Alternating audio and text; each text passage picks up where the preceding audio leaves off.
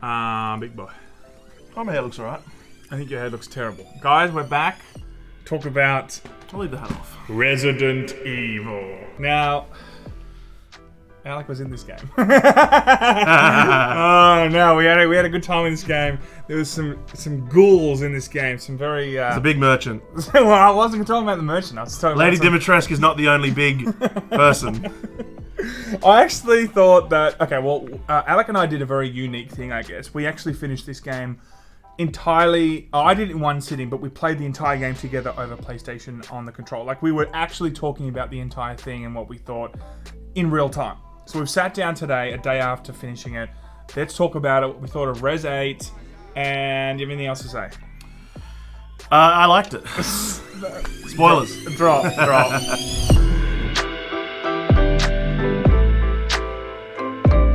Alright, so look, let's just give a quick rundown. Of course, this is about Ethan Winters. It's kind of almost going to be a trilogy. I don't know if that's actually an official No, I think they announced that it was going to be a trilogy. I wasn't sure if it's a leak or an actual announcement. From 7, 8, we're going to see a 9. It kind of follows the story of Ethan Winters and his family, and they all go into some creepy house in the 7 one, and now it's continued, and now they've gone to another creepy place, and you know, that's kind of how Resident Evil games really happen. Yeah, so if you haven't played Resident Evil 7, I wouldn't sweat it too much. It does, although quite brief, it does bring you up to speed with the events of the last one.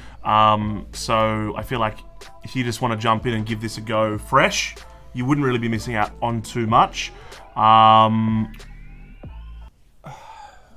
Nice. And that's a good video. So thanks again. Subscribe. Like, comment, and subscribe, and hit that notification bell. Look, all right, why don't we start with the first question I always like to ask. The aircon's not even on, by the way. It's so hot in here. All right, let's just start pissing down with rain outside. Let's start with the first question. And I it think is humid. Is really important. Did you like it? I like Res games. We should start really by saying that I think I've played pretty much every Res game. 1, 2 remake, 3 remake, 4 multiple times, 5, 7, not 6, and I don't think I've played some of the side ones, but apart from that, I've played pretty much everything. I really liked this game. I thought as a standalone product, which is roughly 8 hours, it actually holds up pretty well for what you're paying. I think this is a very good game. I think if we're going to draw comparisons between other Resident Evil games, it sort of sits somewhere between kind of Resident Evil 4 and maybe 5. Or maybe between Resident Evil 4 and 3 in terms of its action, survival kind of balance. Yeah. It certainly heavily borrows from Resident Evil 4 in its overall setting, its aesthetic, how it looks. That more gothic. How it looks, nature. yeah, how it looks and feels. Firstly, it looked brilliant. So It's one of the most beautiful games that I've seen. We played it on the PS5 with ray tracing enabled. It looked stunning. There's especially the Castle Dimitrescu, which is one of the first areas you kind of go to. It's actually the place that you'll spend most of your time in, as we segue into story. Yeah. Well, yeah, I'd say it's kind of the first act. Yeah. And this mansion looks unbelievable. The way the light reflects off the timber, and it's just like there's this big chandelier in the center of the hall, and you know, I don't normally get too impressed by sort of the visuals. Chandelier! How can you not be impressed? She's got that absolute amazing range. I am not often too impressed by video games visuals. Like, I kind of just look at it and say whatever. I was stopping and taking a look at the environments in this game. It looks really good, and they've done a great job. The Resident Evil engine, it's looked good in the past, and it continues to look even better and better. I think, going first person also, kind of in story, I guess, but you're able to really experience this and experience what it's trying to give you in a lot more of a personal way. Of course, we saw that snapshot in the corner of the room camera for the original Resident Evils, then it went over the shoulder with Resident Evil 4 and Resident Evil 2 Remake. Now it's, of course, going first person, and one thing back about... in 7, it went first person in 7. Yeah. Again in 8. Yeah, and I think that, with the story itself, let's start there, I guess. I did feel like it was relatively consistent. It threw things at me without going into spoilers that I felt like I was wanting that particular character or that particular story arc to hang around a bit more. When things happened in terms of certain events, I was like, oh, that's already over. Okay. And then it went on to another act, and then different characters were the main focus. And I felt like that was a bit of a misstep. I actually really like the story of the game and its pacing. To me, it felt very much like a comic book. Best example. You don't read comic books. Huh? You don't. Yeah, when I watch the movies. It felt, I watched the movie, so it's basically the same. So it felt very much like a comic book. So you're plonked in the middle of the village, and you've got these almost 4 cardinal directions of where you need to go throughout the game. Yeah. And in a very Dark Souls way, not by gameplay, but you got the intro of Dark Souls, you've got the 4 lords, and they all reign over different domains. You've kind of got the same situation with Resident Evil Village. They're even called the 4 lords of the village or whatever. And you kind of go north, west, east, and south. You take out one, you move to the next. And each of those cardinal sections has a really different, not even just aesthetic, but also the gameplay itself. Mechanics within. So like, there's one section where you have no weapons, and so it's more of like a psychological kind of like Psycho Mantis. Yeah, it's very Psycho Mantis-y. Yeah. I think that was one of the highlights of the game. That section Definitely. It goes heaviest on the puzzles. Sam was getting really stuck, so it was nice. I could show him through. I was getting so frustrated. The simplest things. Some of the dumbest things, like the padlock. I didn't know you had to shoot the or padlock. the numbers in the window. Oh god. But anyway, But look, I mean, just there's that area where it's your weapons are gone. There's another area where there's the huge kind of goo and all that kind of stuff. Yeah, there's like the environment kind of shifts around, and it's more about sort of traversal of the environment. So I think it did a really good job within this village and its outskirts of varying up the gameplay, keeping things interesting in a very Resident Evil style. And then ultimately bringing it to a close in a way that also feels really Resident Evil. I think also in terms of story and villains, before we move on, they felt pretty one-dimensional. It's like, it's Resident Evil. Like, I don't expect you... There's only one particular character I felt like had real motives. The rest were just like, I'm evil, welcome to Resident Evil. Like, it didn't really have anything that really captures you more than that. But look, I was fine with that. Like, that's fine. I'm not saying that's bad. I'm just saying, like, don't expect... Like, you're not getting the Joker here. There's no Thanos in here. There's no, like, real deep underlying reasons like that he's doing this, Sandman. Yeah, I guess. Or like the Green Goblin. Oh, actually, Green Goblin had some anger issues. Yeah, he did. And just off the back of the whole story and the villains themselves, there's no surprises. Of course, those particular areas are going to have, like, the 4 bosses. Let's talk about the boss, I guess. Like, some of them had some of the most amazing cinematic sequences ever. They weren't particularly... What? That's just a big call. Well, actually, you're right. Sorry. But in terms of Resident Evil, I should say, some of the most cinematically cool things that I've seen in Resident Evil, that's a much better way to say it. They were very impressive. They were spectacular in the truest sense of the word. I don't know about spectacular, man. We thrown out spectacular as in a spectacle to look at. Okay. I know. Some of them are, some of them were really impressive. That's where I'll go with that, okay? And I think that certain areas, you're right, had certain types of ways that they wanted you to kill the enemies. One thing is for sure, Jesus Christ, they were so unbelievably tanky, some of these bosses. I was completely out of ammo, and one of the reptile bosses, I'm literally just slicing them with a knife by the end of it because I had no ammo. I couldn't craft anything. I was just completely so angry at the game because I'm like, why am I doing this? Why isn't there some sort of abundance of ammo when you know that there's going to be so much tankiness in this survival horror fight. game. The whole idea is that the ammo is limited. That's not true with this game, though. I think that we've actually had a very unique situation here with the survival horror, where at times, we'll get into it later, but ammo is different in this game. But what did you think about the villains? I think it was exactly the same ammo. Oh, you want to go into it now? Well, look, I think that, there was moments where I was just inundated with ammo, inundated with currency that I could go to the vendor and buy a shit ton of ammo. Ammo was not a problem. See, I often had very little ammo. At other times, I was like, holy shit, I got no ammo, and the ammo economy was kind of... It had an ebb and flow to it that wasn't consistent, and that really annoyed me, especially as you went on towards the end of the game.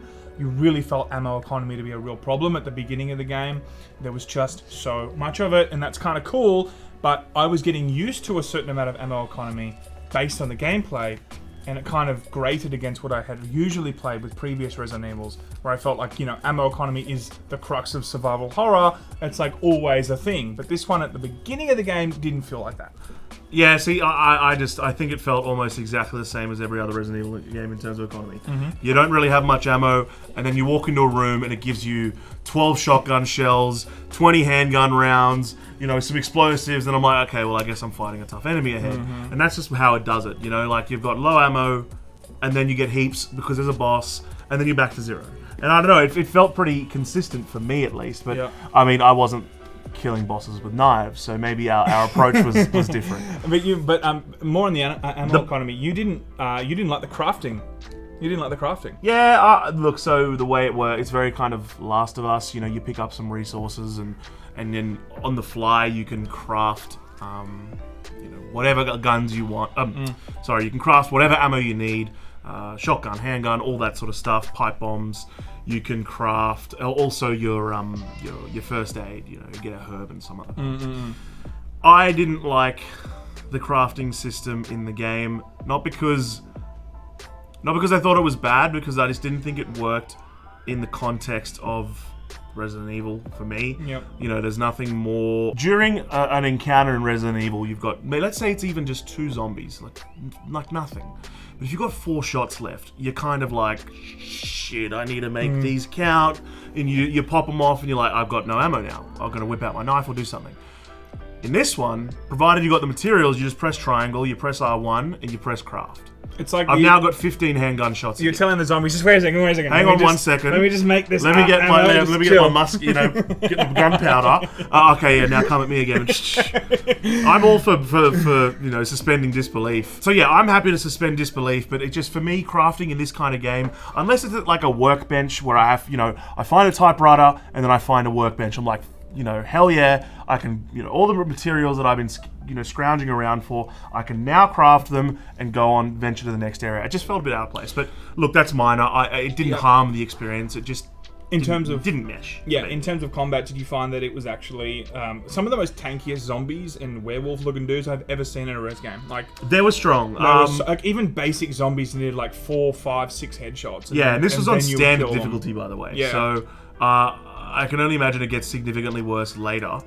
But yeah, I found that they were tanky, but you do get upgrades throughout the game that you spend the copious amounts of currency that you get in this game. This game just throws money. I really like that, how much currency I like it too, but it's like, because it made it exciting, you know. But it's just weird. Like, everything is so expensive. Like, if they dropped a decimal, everything would have been the same price and it would have been more digestible. Yeah. But when something costs 180,000 currency, I'm like, for whatever it is, you're like, oh, okay. But the game constantly throws you currency. You get at the shop, you can buy, buy weapons, ammo, first aid, and upgrades, blueprints to make other types. And I feel like the game, in terms of its economy, it gives you the currency that you need at a pretty good rate to keep up with the increasing difficulty of the enemies that you encounter. Yeah. Would you say this felt like a Resident Evil game? The standard puzzles and all this sort of stuff. Did it feel like Resident Evil? Do you feel like they were making a departure? I feel like some of the best, it's not the make or break of res games, but it does have a huge part of its DNA, and I think it's really important that the puzzle and the level design is really genius. I think Resident Evil 2, for instance, like especially the remake, like that really stands out because it just had some of the most amazing puzzle and level design, that it also was so synergistic, I guess, and like intricate in how they all put it all together. It's hard to top the police station. It's hard to top it, right? And that's why a lot of people think that number 2 is maybe the best for them, right? And when you're making a level design for res, it really needs to be good. And I looked at this and thought, this was pretty good. A lot of the times it would, I would open the other side of a door and it would push me out to like the village again. I'm like, oh, okay, that kind of worked. This is all working really well. It's not like Lordran, like it's not like as good as freaking Souls, but it's pretty good because, of course, this isn't the same way as of Resident Evil 2. You're not in just like one building for majority of the time and doing puzzles. You're in one particular area and then pushed out into a more open space, but then thrown into more rooms that ultimately just need to do more puzzles. But the puzzles and the level design themselves felt pretty good in this, actually. Yeah, I think they just felt like normal, standard Resident Evil fare. I was literally sitting there playing it, and I was doing this one puzzle, and I just thought to myself, it's gonna sound dumb, but this feels like a Resident Evil game. The way that just the camera looks at an object that's like animating as it unlocks, Yes. and you kind of, it just feels like Resident Evil. Like, and so I think it did a really good job of. I mean, it's a Resident Evil game. It should feel like Resident Evil. So I guess it's maybe comforting to those who are wondering. It's no grand departure from the normal formula. It's just a lot of what we saw in 7, where tonally are very different, not quite as psychological and disturbing. It's a bit more comical, I think, but not in a funny way, but just in a more outlandish way. Like this basically the superpowers that these lords have is really interesting. So I kind of felt like Metal Gear Solid 1, like each enemy had their own like shtick, like, had their own thing. And that kind of felt, when I was seeing that, especially when they're all being introduced, I was like, oh, this feels a bit like Metal Gear 1. Like, they all had their own thing that you would have to, like, one was a psychological dude, the other one was like whatever, right? And that all kind of worked pretty well. But back to the level design of puzzles, like it all felt like it was very fine, very accomplished, very smart, but it didn't feel like it was pushing it forward. So look, it definitely feels like a Resident Evil game. Totally different, but it's still got the same DNA right up until the end. It has the the usual large, bombastic kind of spectacular ending. I would feel like it was more than it usually has been. Don't you feel like it felt very it felt very Nemesis? More than Nemesis, though. You'd also, it was definitely grand. I felt like this one, they were like, okay, we need to like end on a high note, so let's just kind of completely change some of the. This felt like I was playing a different game for a while. I won't go into spoilers, but at some moments I felt like I was actually playing a different game, and then it brought it back to its original like tone. Yeah, you're without saying too much. Basically, your loadout changes. And your ability to like take out enemies changes. Really so you kind of drew the comparison to like Call of Duty. It definitely it's a very action-packed kind of window, and that's fine. And then it kind of goes back into the normal. That's fine, but I just didn't really love that because it felt like such a huge departure, and it also felt like I was fighting a goddamn transformer at one moment. Loved it. It just felt amazing. Like it was a huge departure, and I felt like it was them in the writing trying to figure out how to make this some big grand conclusion instead of just like kind of trusting that the formula that they kind of have already is fine. You don't need to give us this gigantic ending, but you really liked it. Thought it was unreal. I feel like when you're doing 8 hours, so my playthrough was 7 hours and 41 minutes. I'd say there was probably 20 minutes of that action-y sequence. I thought it was good. It was a nice change of pace, and then it ultimately led to a more traditional style ending, which I think sets the groundwork for an interesting. I think it's a trilogy, so let's call it conclusion. Yeah. But it definitely sets up the next step for the franchise in a way that kind of got me, it got me hanging on to the end of the credits. So, but look, I think final thoughts. Did I think this was a good game? Yes. Would I? There you go. Would I say, okay, would I tell someone to buy this for $100 Aussie? Because I think it's about $100. For an 8-hour experience, it's very polished, very bug-free from what I've seen. It's perfectly, accomplished in what it's trying to do, And I think it's also important to, like, I haven't done subsequent playthroughs, but Resident Evil's heavily baked around, that idea of going through again. You finish the game, you get that bonus content menu in the main menu, and you can basically just get guns that give you unlimited ammo and all that sort of stuff. So it really encourages you to do subsequent playthroughs. I won't be. That's not the kind of gamer that I am. And I only like to play 300 hours of Binding of Isaac. I would hate to play the same thing over and over again. This game itself doesn't really lean it. Like with Res 2, you get to play as the other side and like whatever. Like it doesn't really give you that same incentive to want to do this again. You've experienced the story. I personally don't want to go back for more. But that doesn't mean that I don't think it was a very good game and it accomplished what it was trying to do. Then why'd you finish Dark Souls 7 times? That's different because it had mechanics and systems in place that it carried over your progression in such a way that you wanted to continue to build and see how strong you get. It's different to Res, like it's totally different. Thank you. I guess it's in the eye of the beholder. But anyway, you're wrong, and you know you're wrong. I am not wrong. It's all subjective. But anyway, if you love Resident Evil, it's 8 hours of the standard fare that you could come to expect. It's zombies, all kind of.